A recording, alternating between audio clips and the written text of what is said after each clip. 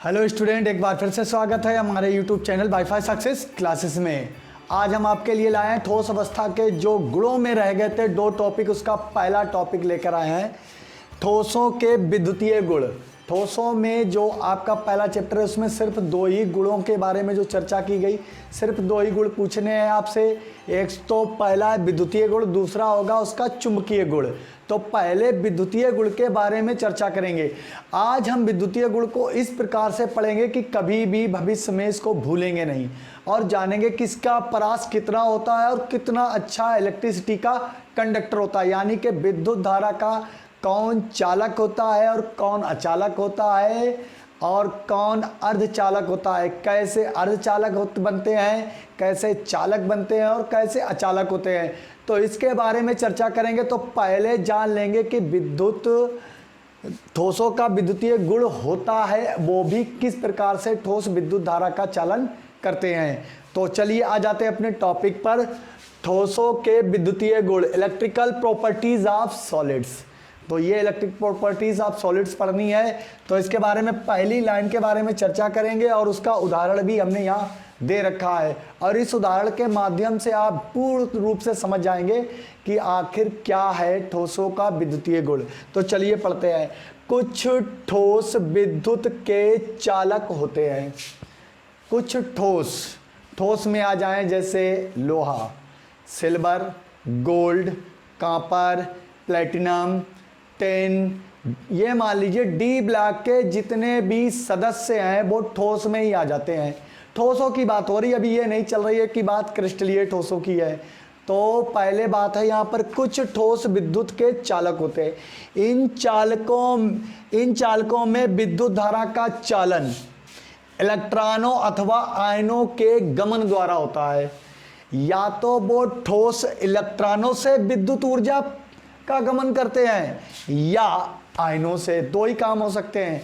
ऐसा ठोस या तो वो बहुत सारे इलेक्ट्रॉन रखता हो, जैसे कहते हैं कि धातुओं में इलेक्ट्रॉनों का समुद्र होता है। जब हमने ये धात्विक ठोस पढ़ाए थे तो आपको ये बात बता भी रखी थी।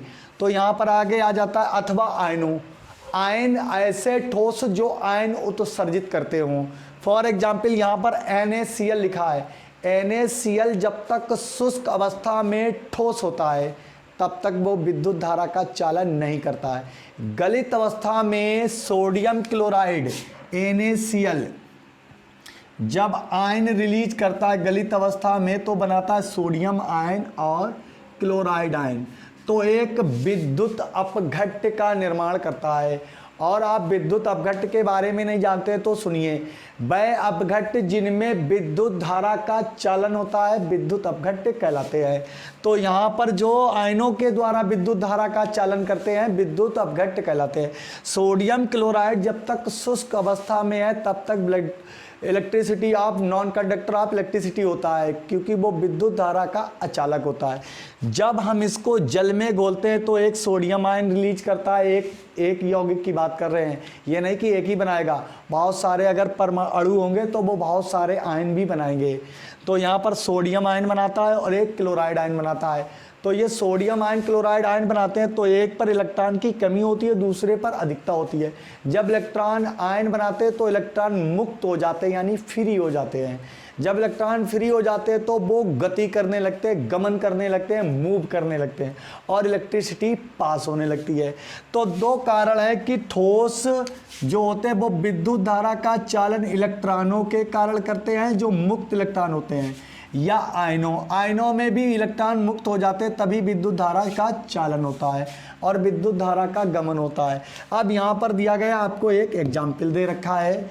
सभी संक्रमण धातुएं, आप जान लीजिए संक्रमण धातुएं डी ब्लॉक की धातुओं को संक्रमण धातुएं कहते हैं। डी ब्लॉक की धातुओं को, जितने भी डी ब्लॉक के तत्व हैं वो सभी संक्रमण धातु हैं, इस बात को आप नोट कर लें। और डी ब्लॉक आपके सिलेबस में चैप्टर भी है, उसको हम ऐसा पढ़ा देंगे आप कहीं भी नहीं भूलेंगे। आज जैसे हम आपको पढ़ा रहे हैं ठोसों के विद्युतीय गुण, आज आप समझ जाएंगे कि ठोसों में विद्युत धारा कैसे चालन करती है। अभी तो आपने नॉर्मली देखा होगा, घर में अपने गए तो किसी तार से दूसरे तार को जोड़ दिया, उसमें एक ठोस तार पड़ा होता है, वो इस तार से उस केबल से, उस केबल में इस केबल से विद्युत धारा का गमन कराते हैं और अपनी ज़रूरत के अनुसार हम विद्युत को इधर से उधर ट्रांसफ़र कर लेते हैं।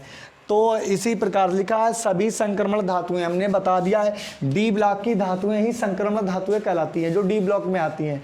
जो बीच में रखा गया है आवर्त सारणी में वो डी ब्लॉक ही है। आप आवर्त सारणी अगर रसायन विज्ञान के आप बहुत ज़्यादा पसंद करते हैं तो आपके पास डी ब्लॉक की जो पीरियोडिक टेबल है, पहली बात तो डी ब्लॉक की नहीं, पूरी पीरियोडिक टेबल आवर्त सारणी आपके पास होनी चाहिए। किसी भी बुक स्टॉल पर जाकर आप डी ब्लॉक की वो क्या नाम पूरी पीरियोडिक टेबल खरीद के लाए और उस स्थान पर लगाएं जहां पर आप बैठते हुए ज़्यादा समय व्यतीत करते हैं, पढ़ाई करते समय ज़्यादा समय व्यतीत करते हैं। उसके मुख्य जहाँ पर आपका सर, जिस फ्रंट पर आपका ये चेहरा रहता है वहाँ पर लगा होना चाहिए। तो बार बार आप देखते रहेंगे, अगर आप पढ़ते नहीं हैं, उसको याद नहीं करते तो आप बार बार देखते रहेंगे। तो ये इससे ये रहता है कि कौन सा तत्व किस जगह रखा गया है, ये बातें आपको याद रहती है। जैसे आप घर में कोई सामान रखते हैं, कोई सामान वगैरह रखते हैं तो आपके दिमाग में जहन में जाती कि उस स्थान पर ये चीज़ें रखी हुई थीं। तो ऐसे ही आप जहाँ पर पढ़ते हैं, जहाँ पर ज़्यादा टाइम व्यतीत करते हैं पढ़ाई करते समय, तो वहीं पर आप आवर्त सारणी को सामने अपने फ्रंट पर चिपका लें। और आवर्त सारणी का ज्ञान होना अति आवश्यक है। फर्स्ट ईयर में हो जाना चाहिए था। अगर फर्स्ट ईयर आपने लॉस कर दिया है, सही से पढ़ाई नहीं की है, कोई बात नहीं है, हम आपको इस इंटरमीडिएट में ही सिखा देंगे। लेकिन जब डी ब्लॉक एलिमेंट का आ जाएगा आपके लिए चैप्टर। तो आगे लिखा NaCl प्रकार की संरचना रखते हैं। जितनी भी संक्रमण धातुएं हैं वो अगर NaCl प्रकार की हैं, इनमें कुछ चालक और कुछ अचालक होती हैं। बात सही है भाई। जिनमें बाहर की कक्षा, ऐसी धातुएं जिनके परमाणुओं में बाहर की कक्षा पूर्ण रूप से युग्मित इलेक्ट्रॉन रखती हैं, वो विद्युत धारा का चालन नहीं करती हैं। इस बात को आप समझ लें। अगर इलेक्ट्रॉन पूर्ण रूप से युग्म में हैं, जोड़े में है और एक भी कक्षा अयुग्मित नहीं है, तो वो इलेक्ट्रॉनों का गमन नहीं करती है। फॉर एग्जाम्पल हम आपको बता देते हैं, जैसे यहीं पर बताते हैं Zn30 जिंक में 30 इलेक्ट्रॉन होते हैं। इसका इलेक्ट्रॉनिक कन्फिग्रेशन करेंगे। कन्फिग्रेशन का मतलब होता है इलेक्ट्रॉनिक विन्यास करेंगे। तो करेंगे 1s2 2s2 2p6 3s2 3p6 3d को छोड़ देंगे क्योंकि ये आप बाउ नियम के अनुसार 3d बाद में आती है, पहले 4s आता है। तो हम यहाँ पर लिखेंगे 4s2 और 3d। कितने इलेक्ट्रॉन बचे हैं? 10 और 8 18 2 20 और 3d 10। तो जो बाहर की कक्षाएं देखिए, s कक्षा में 2 इलेक्ट्रॉन आते हैं, पूर्ण है। इस s में 2 इलेक्ट्रॉन आते हैं, पूर्ण है। p में 6 आते हैं तो पूर्ण है। तो हमें अंतिम कक्षाओं में देखना होता है, केवल अंतिम कक्षाओं में कोई भी अयुग्मित इलेक्ट्रॉन नहीं। d कक्षा की 5 कक्षकें होती हैं। जैसे ये छोटी छोटी कक्षकें डी की होती हैं, ये 5 होती हैं। तो इसमें इलेक्ट्रॉन का और हर एक कक्षा में एक जोड़ा ही रह सकता है, युगल। मतलब ये आप एक जनरल तरीके से समझ लें, जैसे पति पत्नी एक जोड़ा होते हैं, एक दंपति बोले जाते हैं। ऐसे ही इलेक्ट्रॉन जोड़े में ही रह सकते हैं, एक ऑर्बिटल में।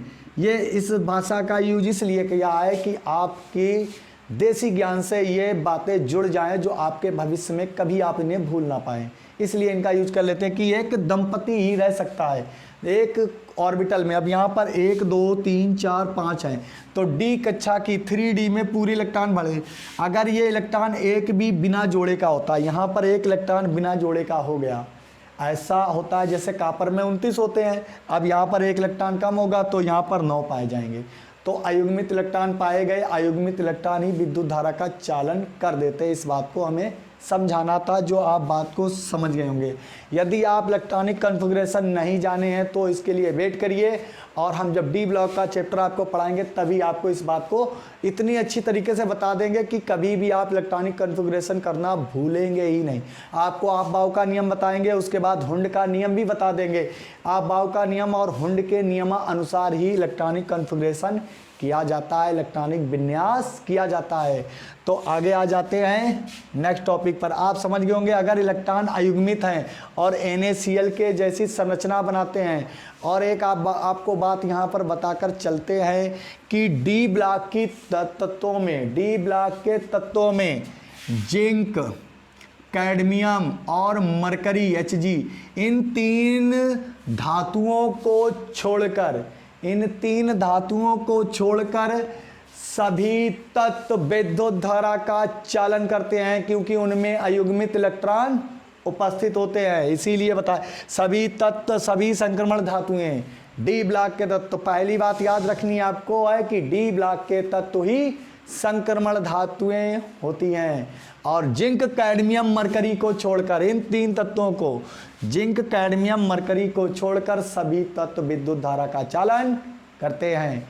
तो चलते अपने नेक्स्ट टॉपिक पर आ जाते हैं। नेक्स्ट लिखा है धातुओं में विद्युत चालन और बैंड सिद्धांत। ये मोस्ट इंपॉर्टेंट बात है। देखिए यहाँ से बहुविकल्पीय प्रश्न उठाए जाते हैं। इस बात के आप अपना अनसॉल्व पेपर जब खरीदेंगे तो इलेक्ट्रिसिटी के बारे में ज़रूर आपसे कोई ना कोई प्रश्न पूछा जाएगा, परास पूछा जा सकता है आपसे। तो धातुओं में विद्युत चालन, बैंड सिद्धांत। अब हमारे साथ में आप लोग पढ़ते चलिए और नोट करते चलिए कि क्या कह रहा है बैंड सिद्धांत। जो भी बेकार की चीज़ें उनको रफ किए देते हैं, जो यहाँ पर लिख दी थी, अब इनको हम रफ किए देते हैं। ये यहाँ पर लिख दिया था। बैंड सिद्धांत को समझाएंगे। धातुओं में विद्युत चालन, बैंड सिद्धांत। धातुओं की चालकता, धातुओं की चालकता, कोई भी धातु है वो कितनी अच्छी तरीके से विद्युत धारा का चालन कर पाती है या कर देती है, या उसका ये गुण होता है, क्यों कर देती है, किस प्रकार करती है। तो यही बात आपको समझनी है। धातुओं की चालकता को बैंड सिद्धांत, यहाँ पर आ जाते हैं, उसके बाद यहाँ नहीं है, यहाँ पर है। सिद्धांत दोनों जगह पे लिखा है, इसलिए यहाँ पर आ गए। सिद्धांत के आधार पर समझाया जा सकता है बैंड सिद्धांत। बैंड आप नहीं जानते तो बैंड हम बताते हैं आपको। बैंड नंबर 1, बैंड जैसे ये कैप हटा दी है इस मार्कर से, इसके ऊपर इस कैप को लगा दे, जितना भी हिस्सा इस कैप से और इस मार्कर की निब में छुपाया गया है तो वो बैंड बन जाता है। तो क्योंकि एक धातु दूसरे से क्या हो जाती है, परमाणविक कक्षक से आणविक कक्षक बना लेती है, और एक ये बैंड बन गया कि एक कैप के ऊपर ये मार्कर यहाँ पर अंदर चला गया और जितना हिस्सा गया उतना बैंड कहलाता है। दूसरा बैंड ये बन जाएगा कि एक धातु को दूसरी धातु दो, जैसे खुले हुए तारों पर आप कटिया डाल देते हैं। क्या डालते हैं? कटिया डाल देते हैं, चोरी करते हैं इलेक्ट्रिसिटी। आप नहीं, सभी लोग, बहुत से लोग करते हैं, आप अपने ऊपर सीरियसली ना लीजिएगा। तो यहाँ पर लिख रहे जैसे ये दो है, एक ये धातु है, इसमें इलेक्ट्रिसिटी एक में आ रही है और दूसरी में नहीं आ रही है, दो को रखते हैं, इसमें इलेक्ट्रिसिटी आ रही है और इसमें ले जानी है, तो इन दोनों को आपस में टच कर देंगे तो इलेक्ट्रॉनों का आवागमन शुरू हो जाएगा, और ये एक दूसरे पर क्या बनाएंगे? बैंड। जहाँ पर ये टच होंगे वो बैंड बनाएंगे। तो ये हो जाते हैं दो प्रकार के चालक। ठीक, उसके बाद में अगर इन मार्कर को हम थोड़ी सी दूरी रखें और इतनी दूरी रहे जिसमें स्पेस बहुत कम हो और इलेक्ट्रॉन लांग जाएं इधर से उधर, इसके इलेक्ट्रॉन इस तरफ लांग जाए तो विद्युत धारा इस तरफ बहने लगेगी। इसको चित्र के माध्यम से बताएंगे।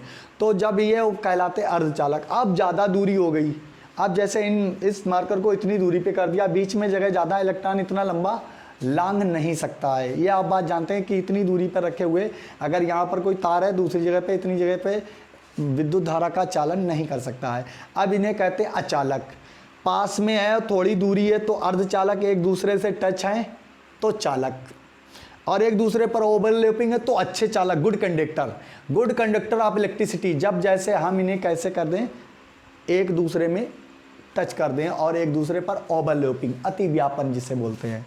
तो लिखेंगे, आप पढ़ लेंगे पूरी बात को। धातुओं की चालकता को बैंड सिद्धांत, बैंड आप समझ गए होंगे, के आधार पर समझाया जा सकता है। इस सिद्धांत के अनुसार, कुछ ज़्यादा मिट गया ऊपर मिटाने के चक्कर में, इस सिद्धांत के अनुसार आप पढ़ेंगे मेन चीज, संयोजी कोष के परमाणविक कक्षक। अब आपको बताते हैं संयोजी कोष के परमाणविक कक्षक। जैसे कोई एक परमाणविक कक्षक इस प्रकार की है, ये बन गई है आपकी पी कक्षक। यस कक्षक होती है गोलाकार, कैसी होती है गोलाकार, और पी कक्षक होती है डंबलाकार, और डी कक्षक होती है द्विडंबलाकार। अब किसमें इलेक्ट्रॉन है, ये तो भाई ऑर्बिटल और परमाणु की स्थिति बताएगी कि वो किस धातु का या किस तत्व का परमाणु है। तो हम पी को ही ले लेते हैं। तो ये एक पूरा क्या है परमाणु, ये एक इलेक्ट्रॉन है, एक यहाँ पर इलेक्ट्रॉन है, तो ये एक परमाणविक कक्षक है। ठीक है, आगे चलते हैं कि संयोजी कोष की परमाणविक कक्षक जब परस्पर अतिव्यापन का मतलब होता है ओवरलैपिंग, ये एक दूसरे पर ओवरलैपिंग हो गई, या इस पर ये अतिव्यापन, एक के ऊपर दूसरी कक्षक का आ जाना अतिव्यापन कहलाता है। अतिव्यापित होकर, यहाँ पर अतिव्यापित लिख दें तो सही है,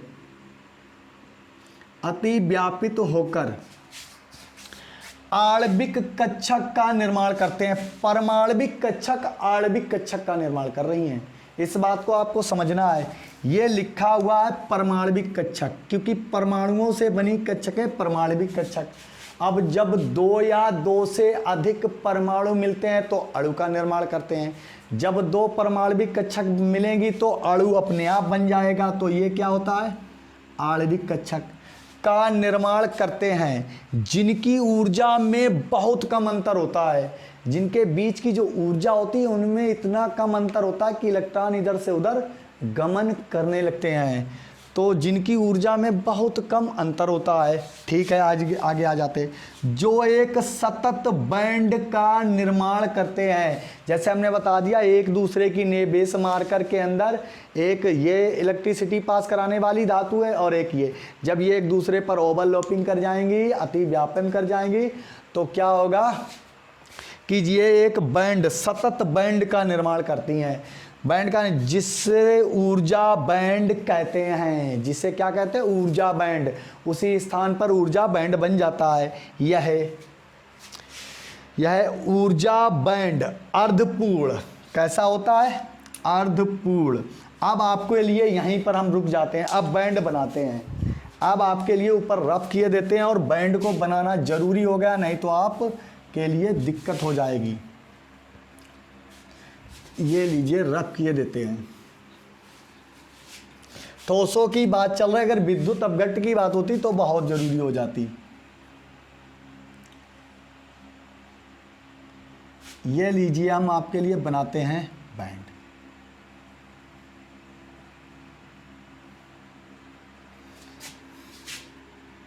ये बन गए और ये हो गए, और एक यहाँ पर बनाते हैं, दो स्टेपें बनाते हैं आपके लिए। अब यहाँ पर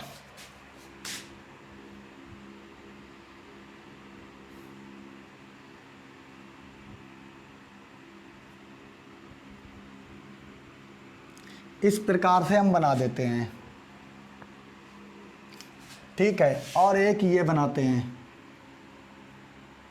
यहाँ पर, और एक बनाते हैं इसके ऊपर, ये बैंड इसके ऊपर क्या कर जा ओवरलैपिंग, ये, और एक यहाँ पर बनाते हैं टच।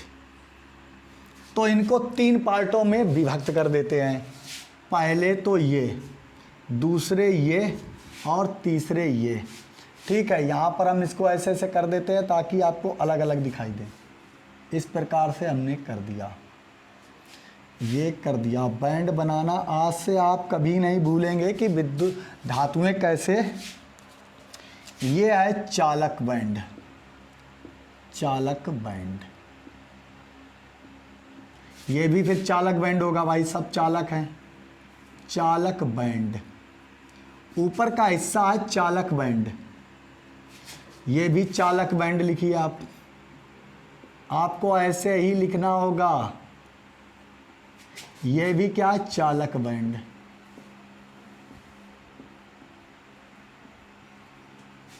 ठीक है, ये क्या है, संयोजी बैंड। संयोजी जो साझा करेंगे इलेक्ट्रॉनों का, ये भी आप लिख दीजिए यहां, संयोजी बैंड जो साझा करने आ रहा। अब यहां पर इसे भी लिख दें संयोजी बैंड।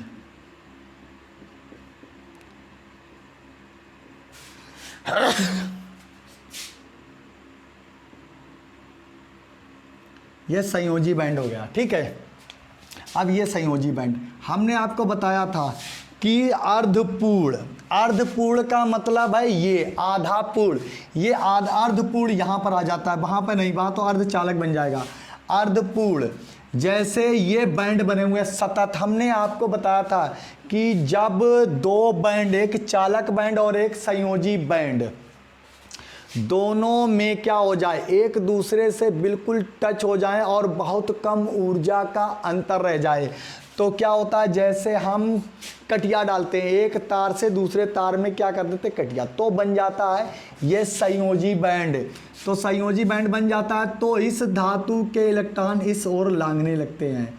ये इलेक्ट्रॉन क्या होते हैं, लांघ जाते हैं। जब इलेक्ट्रॉन इधर से उधर लांघने लगते हैं, ये हम आपको दिखा रहे हैं, इलेक्ट्रॉनों का आवागमन शुरू हो गया। यदि इलेक्ट्रॉन इस ओर से इस ओर जा रहे हैं तो विद्युत धारा इस ओर बहने लगेगी। इलेक्ट्रॉन इस ओर जाएंगे तो विद्युत धारा इस ओर बहने लगती है। तो ये संयोजी बैंड होते हैं। जब हमने क्या करा, एक चालक बैंड और एक संयोजी बैंड को हमने बताया। तो यहाँ पर आप आपको कक्षकों के बारे में बता देते हैं।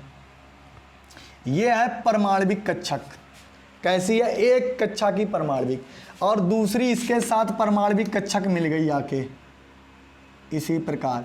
तो इन दोनों ने क्या किया, अपने अपने एक एक इलेक्ट्रॉन का साझा कर लिया, साझा कर लिया, तभी तो आगे पढ़ने की जरूरत आ जाती। अर्धपूर्ण, पूर्ण या रिक्त, रिक्त यहाँ पर है, रिक्त हो सकते हैं ऐसी ऊर्जा बैंड जिसमें संयोजी, आगे बात, संयोजी इलेक्ट्रॉन उपस्थित होते हैं। बराबर के इलेक्ट्रॉन को संयोजी इलेक्ट्रॉन, ये बराबर के साझा हो गया, एक इलेक्ट्रॉन इस परमाणविक कक्षक का, एक इस परमाणविक कक्षक का, और ये बन गई अणु कक्षक। क्या बन गई, अणु कक्षक। और ये है दोनों क्या, परमाणविक कक्षक, परमाणु कक्षक, जिसे बोलते हैं परमाणु कक्षक। ये दोनों है परमाणु कक्षक। और आपने पढ़ा होगा कि पदार्थों का सबसे छोटा यदि कोई कण होता है तो वो परमाणु होता है, जो मुक्त अवस्था में नहीं रह सकता है लेकिन रासायनिक अभिक्रियाओं में भाग ले सकता है। इस बात को आप जानते हैं। और परमाणु एक ये होता है, और परमाणु के तीन मूल कण होते हैं, प्रोटॉन, इलेक्ट्रॉन और न्यूट्रॉन। प्रोटॉन और न्यूट्रॉन होते हैं परमाणु के बीच केंद्र में, यानी नाभिक में। इलेक्ट्रॉन बाहरी कक्षा में गति करता है। जब दो या दो से अधिक परमाणु मिलकर एक और संरचना का निर्माण करते हैं तो यहाँ पर हो जाते हैं बराबर के साझे के। अब ये बन गई एक कक्षा, इसे कहते हैं हम अणु कक्षा। एक परमाणु ये, एक परमाणु ये, ऐसे ही एक परमाणु ये, एक परमाणु ये, तो दो यहाँ पर। यही तो बात आपको समझानी है कि संयोजी कोश के परमाणविक कक्षक, जब कौन से कक्षक, परमाणविक कक्षक, जब परस्पर अतिव्यापित या अतिव्यापन होकर आणविक कक्षक क्या बनाई बीच में, अणु कक्षक को ही आणविक कक्षक कहते हैं। और फर्स्ट ईयर में आपने अणु कक्षक सिद्धांत सुना भी होगा या आपने पढ़ा भी होगा। बॉन्ड थ्योरी जिसे कहते हैं, बैलेंस बॉन्ड थ्योरी भी अणु कक्षक सिद्धांत। तो आणविक कक्षक का निर्माण करते हैं जिनकी ऊर्जा बहुत कम अंतर होता है। अब इनकी जो कक्षाओं की ऊर्जा होती है इनमें अंतर बहुत कम होता है।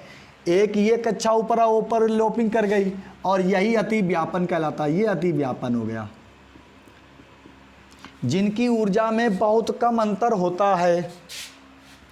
जो एक सतत बैंड, ये जो बैंड बना है वो यहाँ बन गया सतत बैंड। अब आवागमन इलेक्ट्रॉनों का शुरू हो गया। सतत बैंड का निर्माण करते हैं जिसे ऊर्जा बैंड भी कहते हैं। क्या कहते हैं? ऊर्जा बैंड। बहुविकल्पीय क्वेश्चन यही बन जाता है। सतत बैंड को ऊर्जा बैंड भी कहते हैं। यह ऊर्जा बैंड अर्धपूर्ण, जैसे ये अर्धपूर्ण हो गया, फिर उसके बाद में पूर्ण या रिक्त हो सकते हैं। अर्धपूर्ण में तो ये होता है। तो ये दोनों किस में आते हैं? अब देखिए ये दोनों चीज़ें क्या हो गई? चालक। क्या हो जाएंगी? चालक। ये दोनों बैंड जो बन रहे हैं, जहाँ पर ये हमने लहरदार लिखा है, तो ये पहला हिस्सा है इस तरफ का, और ये दूसरा हिस्सा है, और ये तीसरा है। इसको तीसरे को क्यों कैद किया? इसको इतना ही रखते हैं। तो ये दोनों आते हैं किसमें? चालक में। अब देख लीजिए ओवरलैपिंग, अतिव्यापन कैसे हो रहा? पूर्ण रूप से।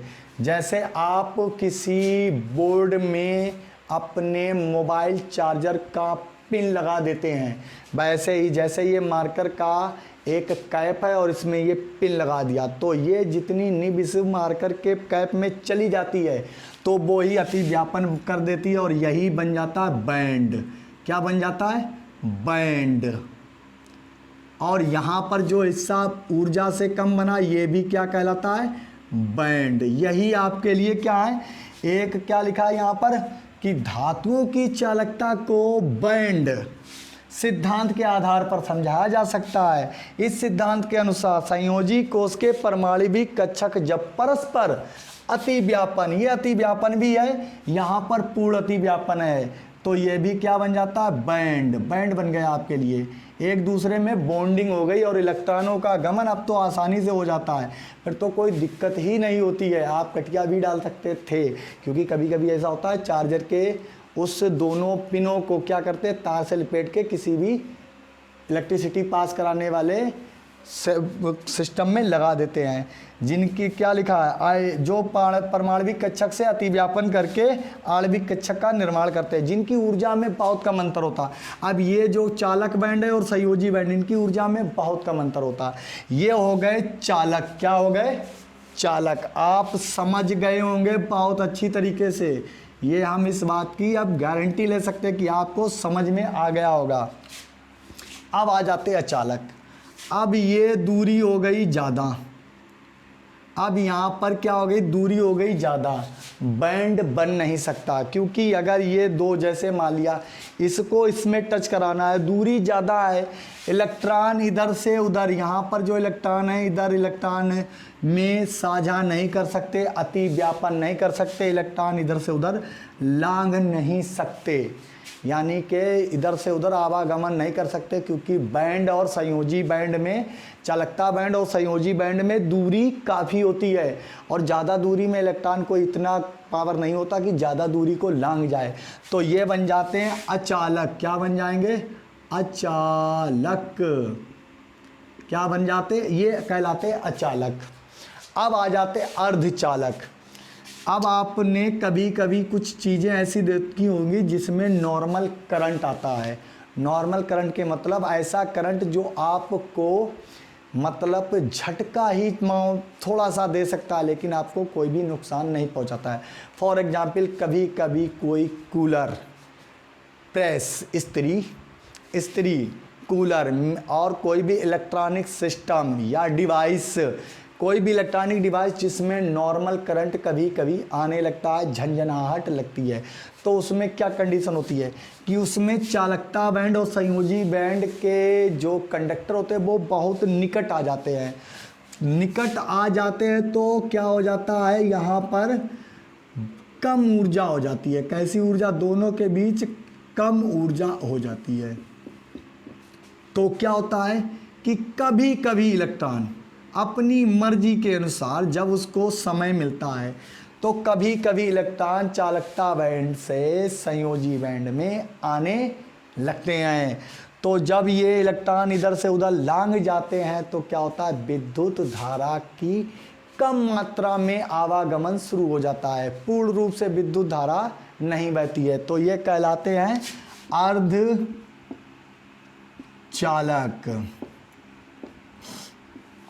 अब ऐसे अर्धचालक जिनमें दूरी कम होती है लेकिन नॉर्मल करंट आता रहता है, जिसको आप छूकर भी महसूस करते हैं, बहुत से इलेक्ट्रिक डिवाइसों में ये देखने को मिलता है, जो फॉल्ट होने की कंडीशन पे ऐसा उत्पन्न करती हैं। तो ये होते हैं अर्धचालक, अचालक और चालक। चालक बैंड में तो आप समझ ही गए होंगे। तो इस परमाणु सिद्धांत और अणुकक्षक सिद्धांत के आधार पर आप समझ गए होंगे कि कैसे इलेक्ट्रिसिटी को एक पदार्थ से या एक डिवाइस से दूसरी डिवाइस में, एक तार से दूसरे तार में कैसे ले जाया जाता है और क्यों जाती है। जब एक डिवाइस के इलेक्ट्रॉन दूसरी ओर गमन करते हैं तो उसकी विपरीत दिशा में इलेक्ट्रॉनों का गमन होता है, तो उसके ठीक विपरीत दिशा में ही विद्युत धारा बहने लगती है।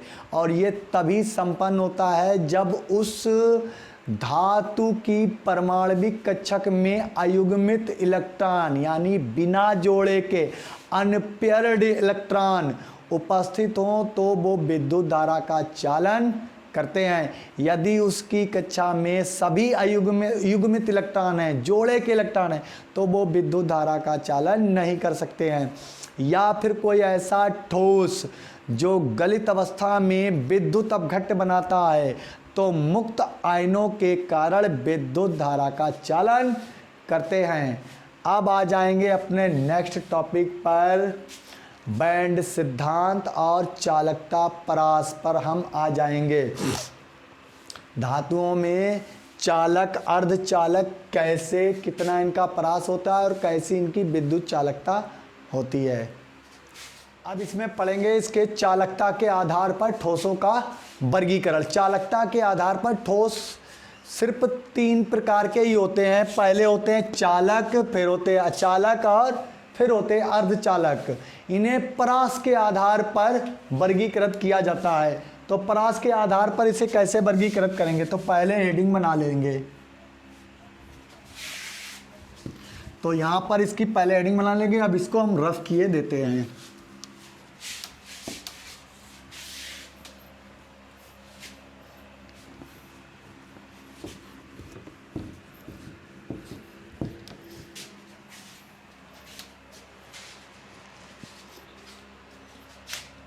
यहां लिखेंगे चालकता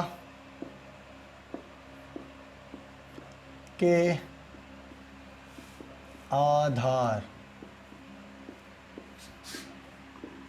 पर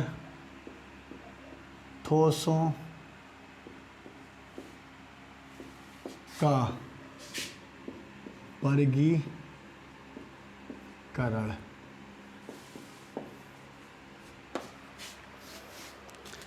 तो चालकता के आधार पर ठोस का वर्गीकरण। चालकता के आधार पर ठोस ओनली 3 प्रकार के होते हैं। कितने प्रकार के होते हैं? 3 प्रकार के। हम ऐसे आपको बता देंगे कि आप कभी जीवन में इन्हें भूल नहीं सकते। अब हम इसको क्या बना, ग्राफ के माध्यम से बताते हैं। पहले होते हैं चालक, दूसरे होते हैं अचालक और तीसरे होते हैं अर्धचालक। आप यहाँ पर एक लाइन भी लिख सकते हैं कि चालकता के आधार पर ठोस 3 प्रकार से वर्गीकृत किए जा सकते हैं या 3 वर्गों में वर्गीकृत किया जा सकता है। नंबर 1 चालक, नंबर 2 अचालक, नंबर 3 अर्धचालक। तो इसे बोलते हैं कंडक्टर। कंडक्टर, इंक खत्म हो गई मार्कर की, तो आगे आ जाते हैं। इसको लिखते हैं कंडक्टर, कंडक्टर्स। बहुत से चालक हो सकते हैं। अचालक को बोलते हैं इंसुलेटर, इंसुलेटर, इंसुलेटर। उसके बाद में अर्धचालक को बोलते हैं सेमी कंडक्टर, सेमी कंडक्टर। ये सेमी कंडक्टर्स हो गए। तो चालक, अचालक और अर्धचालक। देखिए बेठोस, यहाँ पर लिखेंगे बेठोस, इसके बारे में अलग अलग। बेठोस जिनकी चालकता का परास, जिनकी चालकता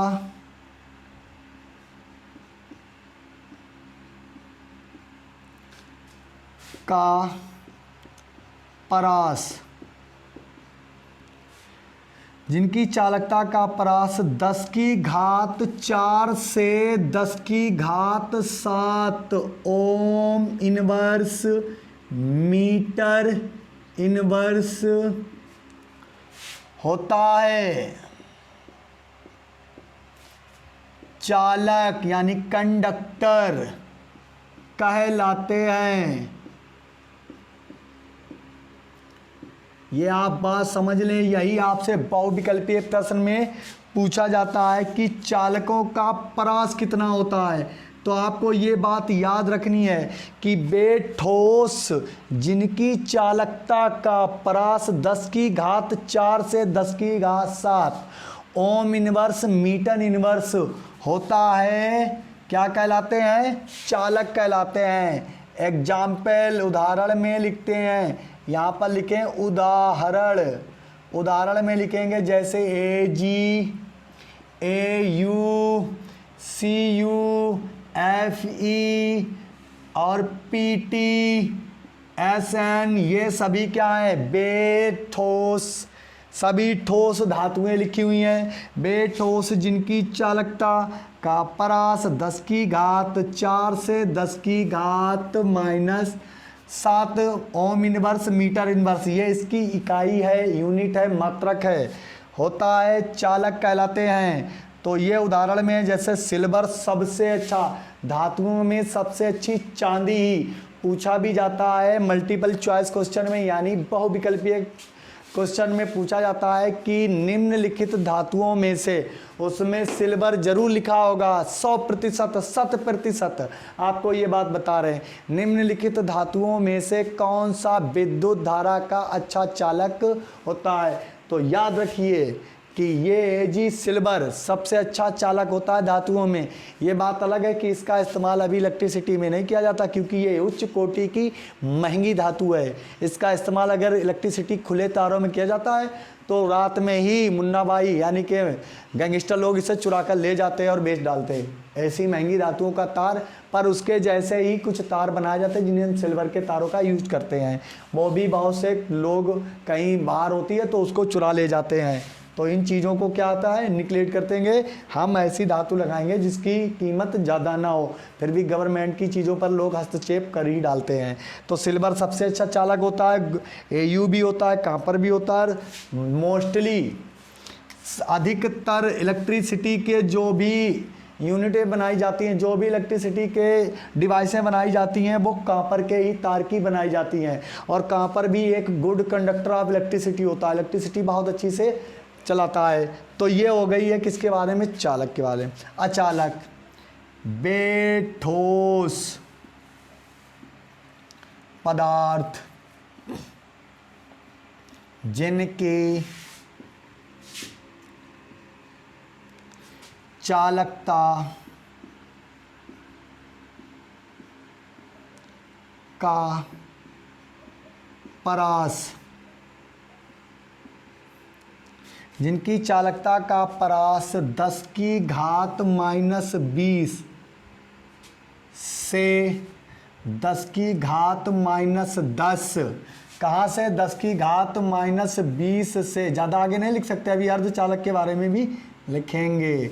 10 की घात -20 से 10 की घात -10 ओम इनवर्स। अब यहाँ पर मीटर को यम लिख देते हैं, यहाँ भी मीटर को यम लिख देते हैं तो थोड़ी जगह आपको दिखाई देगी। मीटर इनवर्स होता है अचालक कहलाते हैं। याद रखिए, ये सभी आपको याद रखने होंगे। अचालक, अचालक मतलब है, एग्जाम्पल में आप लिखेंगे इंसुलेटर को, एग्जाम्पल यानी उदाहरण, उदाहरण। उदाहरण में हम पहला लिखेंगे लकड़ी, प्लास्टिक, लकड़ी, प्लास्टिक, कांच, सभी ठोस है ना। लकड़ी, प्लास्टिक, कांच ये सभी क्या है? इंसुलेटर। इनमें विद्युत धारा कभी गमन नहीं करती, बस ये भीगे हुए ना हो, क्योंकि भीगे होने पर कंडीशन बन जाती है, भीगे होने पर कुछ ना कुछ गड़बड़ी आ जाती है। अगर ये सूखा हुआ NaCl भी ले लें, वो भी अचालक ही उस समय होगा, क्योंकि वो भी ठोस अवस्था में ही पाया जाता है। अब अर्धचालक, वे पदार्थ जिनकी चालकता, वे ठोस पदार्थ लिखना चाहिए था, पदार्थ नहीं, क्योंकि ठोसों की बात कर रहे हैं। यहाँ पर हेडिंग लिखी है चालकता के आधार पर ठोसों का वर्गीकरण। तो वे ठोस जिनकी चालकता का परास 10⁻⁶। आप समझिए, यहाँ पर भी एक यूनिट लिखी है। इन बातों को जो हम यहाँ पर लिख रहे हैं, जैसे ये लिखे हुए हैं, इन बातों को तो आप पूरी तरीके से घोल कर पी ही जाएं, क्योंकि मल्टीपल चॉइस क्वेश्चन इन्हीं से बनेगा आपके लिए। बस आप ये तो जान ही लेंगे कि लकड़ी में विद्युत धारा नहीं बहती है, प्लास्टिक में और कांच में भी नहीं बहती है। आप धातुओं की बात करेंगे तो सब में विद्युत धारा बह जाती है, चाहे वो Ag हो, चाहे गोल्ड हो, चाहे कापर हो, चाहे आयरन हो, चाहे प्लेटिनम, चाहे टिन, इन सब में विद्युत धारा बह जाती है। और ग्रेफाइट भी एक विद्युत धारा का अच्छा चालक है। तो इसमें लिखते हैं कि वे ठोस जिनकी चालकता का परास 10⁻⁶ से 10⁻⁻⁴ ओम इनवर्स मीटर इनवर्स होता है। क्या कहलाते हैं? अर्धचालक। अर्धचालक कहलाते हैं। इसके उदाहरण में एक बात हम आपको बता दें, इसके उदाहरण में ये बात आ जाती है कि हम अपनी इच्छा के अनुसार अर्धचालकों को निर्मित करते हैं।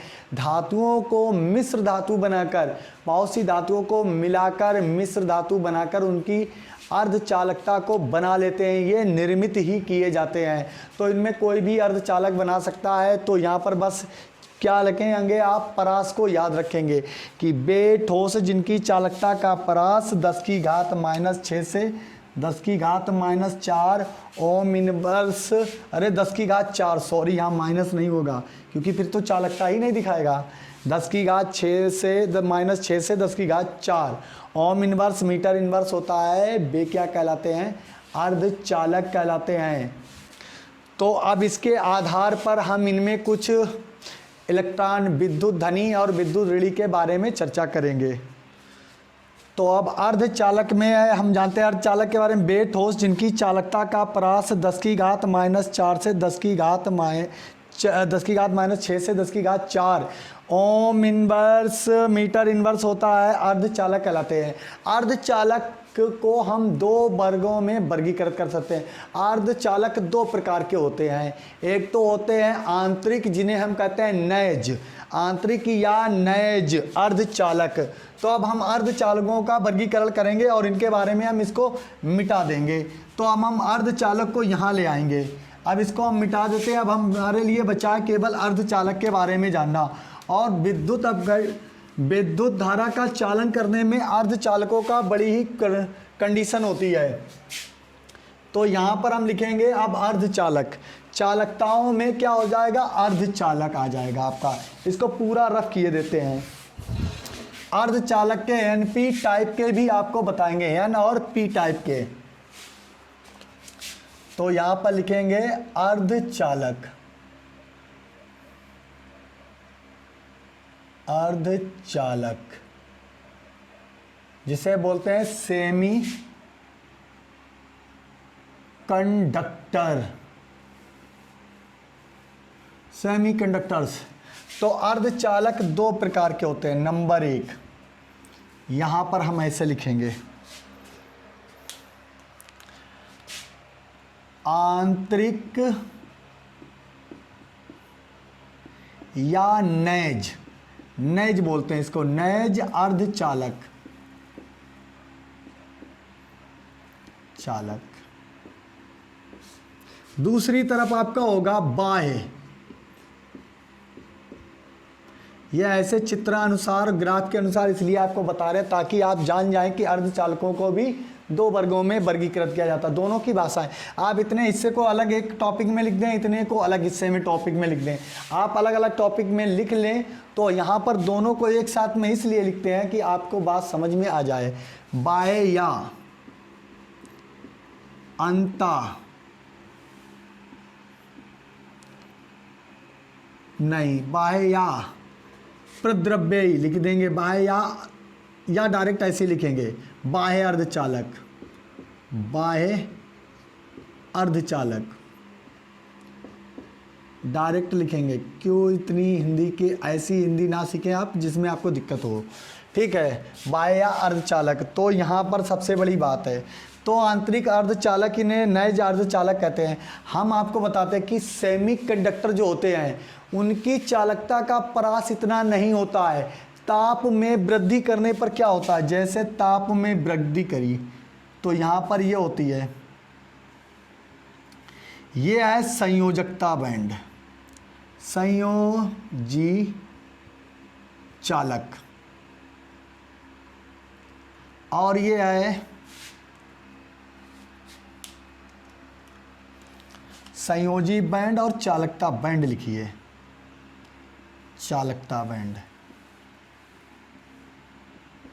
बैंड क्या होता है जब ये दोनों कंडक्टर इतनी पास में होते हैं जिनके बीच में ऊर्जा कम होती है, क्या होती है, परम शून्य ताप पर। हम आपको एक बात बता देते हैं आंतरिक और नैज अर्धचालक में कि परम शून्य ताप पर इनमें विद्युत धारा का चालन नहीं होता, लेकिन ताप में वृद्धि करने पर, ताप में वृद्धि करने पर ये इलेक्ट्रॉन आपके पाए जा रहे हैं, ये इलेक्ट्रॉन पाए जा रहे हैं, ये इलेक्ट्रॉन जैसे ही ताप में वृद्धि करते हैं तो इसमें इनके अपने पहले से इलेक्ट्रॉन कुछ मौजूद हैं, इलेक्ट्रॉन की कमी है यहाँ पर मौजूद है, तो इसके इलेक्ट्रॉन क्या होता है, संयोजी बैंड के इलेक्ट्रॉन चालकता बैंड में कूदने लगते हैं तो इनकी संख्या इनमें बढ़ जाती है। ये इलेक्ट्रॉन कहाँ गमन कर जाते हैं, संयोजी बैंड से चालकता बैंड में जाते हैं, तो चालकता बैंड बन जाते हैं इलेक्ट्रॉन धनी। क्या बन जाते हैं, इलेक्ट्रॉन धनी। भाई इलेक्ट्रॉन किसके पास ज़्यादा होंगे तो वो इलेक्ट्रॉन धनी होंगे, और इतने में ही विद्युत धारा की चालकता बढ़ जाती है और इस संयोजी बैंड अर्धचालकों की चालकता बढ़ जाती है। कब, जब ताप बढ़ाते हैं, ताप बढ़ाने पर, कब लिखेंगे, आंतरिक नैज चालकों में हम जानते हैं कि अर्धचालकों की चालकता का परास कम होता है, इनकी चालकता बढ़ाने के लिए संयोजी बैंड के इलेक्ट्रॉन चालकता बैंड में जाने लगते हैं और संयोजी बैंड में छिद्रों की संख्या, जो इलेक्ट्रॉन जहाँ पर थे वहाँ पर छिद्रों की संख्या बढ़ जाती है। ये जो आपको दिखा रहे हैं ये क्या है, इलेक्ट्रॉन जहाँ पर थे वहाँ से इलेक्ट्रॉन चले गए और छिद्र बढ़ गए, और यहाँ पर क्या हुआ, बहुत सारे इलेक्ट्रॉन आ गए। इतने आवागमन में क्या हुआ, इलेक्ट्रॉनों की संख्या बढ़ गई, किसमें, चालकता बैंड में, तो ये कहलाता है आंतरिक या नैज अर्धचालक। तो यहाँ पर एक बात अगर आप नहीं समझ पा रहे हैं, हम बता रहे हैं कि अर्धचालकों की चालकता का परास कम होता है,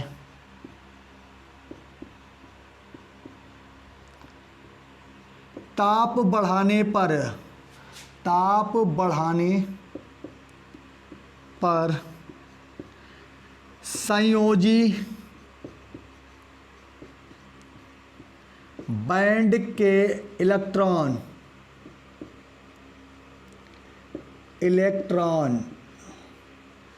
चालकता बैंड में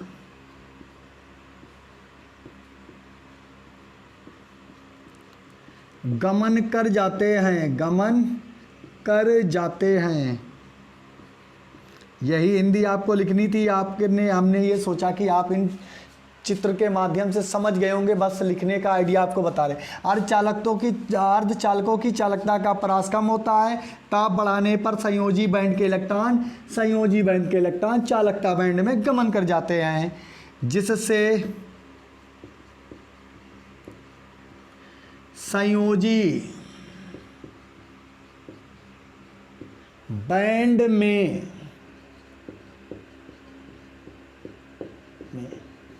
छिद्रों की संख्या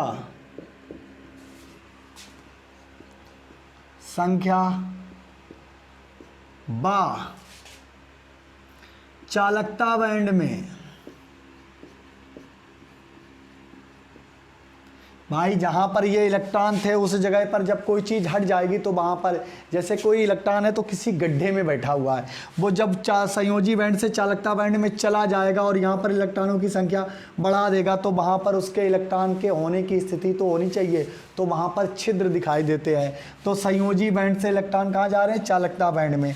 तो संयोजी बैंड में छिद्रों की संख्या, ये छिद्र आपको दिख रहे हैं, और चालकता बैंड में इलेक्ट्रॉनों की संख्या बढ़ जाती है, संख्या बढ़ जाती है।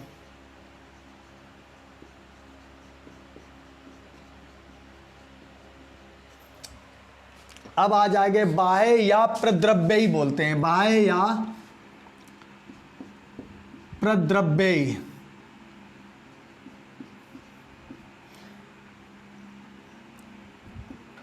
अपद्रव्यी लिखेंगे, अपद्रव्यी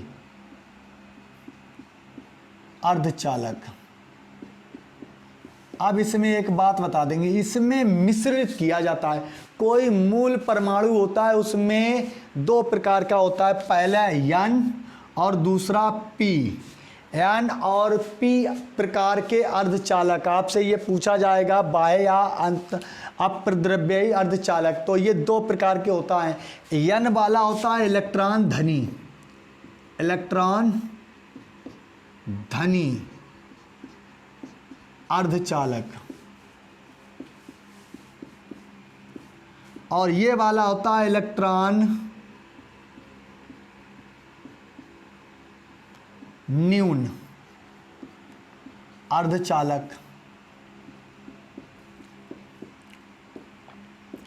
अब दो प्रकार के अर्धचालक हैं, पहला तो है N इलेक्ट्रॉन धनी अर्धचालक, दूसरा है P इलेक्ट्रॉन न्यून अर्धचालक।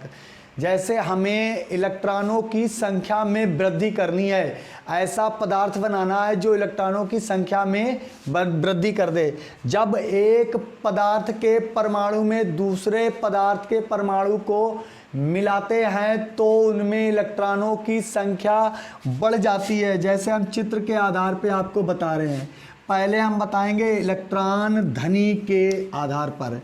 जैसे हम बताते हैं कि सिलिकॉन और जर्मेनियम में जब हम मिलाते हैं आर्सेनिक या फास्फोरस, तो उनमें जो भी परमाणु होते हैं, ऐसे परमाणु होते हैं, तो उसमें एक आर्सेनिक का थोड़ी सी आर्सेनिक की मात्रा मिला लेते हैं। इसकी संयोजकता कोष में ऐसे इलेक्ट्रॉन पाए जाते, ऐसे इलेक्ट्रॉन पाए जाते हैं। हर जगह पर ये होता है अष्टक का नियम। तो अष्टक के नियम में ये इलेक्ट्रॉन पाए जाते हैं। देख लीजिए, ये हम अष्टक का नियम लागू कर रहे हैं। ऐसे इलेक्ट्रॉन जोड़ों में रखे होते हैं, लेकिन यहाँ पर एक आर्सेनिक की अशुद्धि मिला दी हमने, इसमें इलेक्ट्रॉन इसके परमाणु में अधिक पाए जाते हैं। तो क्या होता है, एक इलेक्ट्रॉन यहाँ पर आ जाता है, तो ये कहलाता है N प्रकार का अर्धचालक।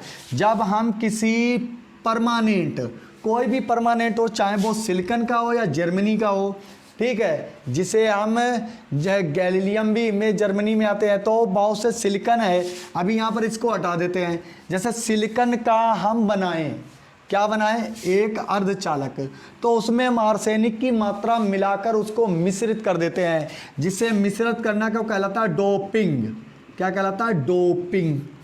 डोपिंग कर देते हैं। जब हम मिश्रित कर देते हैं तो आर्सेनिक का परमाणु जो उस मिश्रण में पहुंचता है तो उसके पास इलेक्ट्रॉनों की संख्या ज़्यादा होती है, तो वो हो जाता है क्या, इलेक्ट्रॉन धनी। जैसे ये इलेक्ट्रॉन हम यहाँ पर आपको दिखाते हैं एक्स्ट्रा में दूसरे कलम से। जैसे ये इलेक्ट्रॉन यहाँ पर एक फालतू आ गया यानी कि ज़्यादा आ गया, तो ये क्या करता है, इलेक्ट्रॉन धनी हो जाता है और एक अर्धचालक का निर्माण होता है जो विद्युत धारा को बहाने लगता है। इसे कहते हैं हम एन प्रकार का अर्धचालक। किस प्रकार का, एन प्रकार का अर्धचालक, जिसे इलेक्ट्रॉन धनी अर्धचालक भी कहते हैं। अब और अन्य धातुएं होती हैं, कोई भी अन्य धातु जिसका मिश्रण आपको बनाना है, हम ये नहीं कह रहे कि इसका ही बनाना है, आपको किसी का मिश्रण बनाना है और वो इलेक्ट्रॉन में कमी कर दे। जैसे ये अष्टक का नियम लगा हुआ है सभी में, सबके अपने 8 इलेक्ट्रॉन है, चाहे कोई परमाणु ले लीजिए, 2 ऊपर वाले हैं, इसे भी दिखा देते हैं। ऐसा करें, कम का चित्र बनाए, अभी तो ये ज़्यादा का अष्टक का नियम,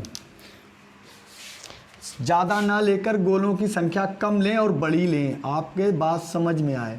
केवल हम 4 ही ले रहे हैं। इस परमाणु के भी 8 इलेक्ट्रॉन होने चाहिए। ये लीजिए, इसके 8 हो गए। अब इसके 8 होने चाहिए, क्योंकि भाई संयोजकता कोष पूरी होनी चाहिए। अर्धचालक तभी बनेगा। अब इसके 8,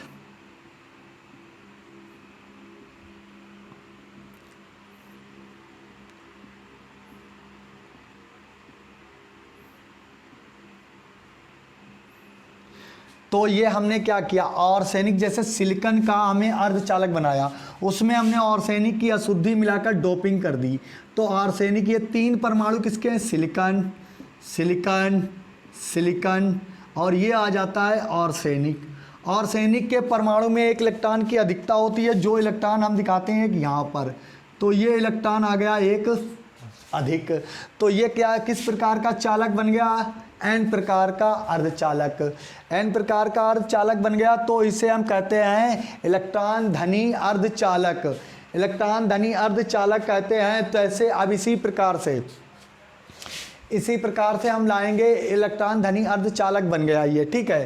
तो इलेक्ट्रॉन धनी अर्धचालक बन गया। अब यहाँ पर हमें बनाना है इलेक्ट्रॉन न्यून अर्धचालक, जिसे हम कहते हैं पी प्रकार का।